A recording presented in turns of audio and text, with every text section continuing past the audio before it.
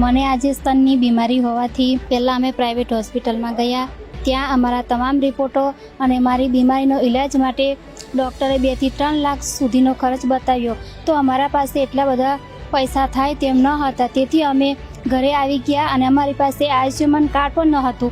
તો અમે તાત્કાલિક આયુષ્યમાન કાર્ડ કઢાવ્યું. પ્રાઇવેટ હોસ્પિટલમાં ગયા. ત્યાં અમારે કાર્ડ ચાલ્યું. તમામ રિપોર્ટો કરાવ્યો અને આયુષ્યમાન કાર્ડ પર બધો જ ખર્ચ થયો હતો.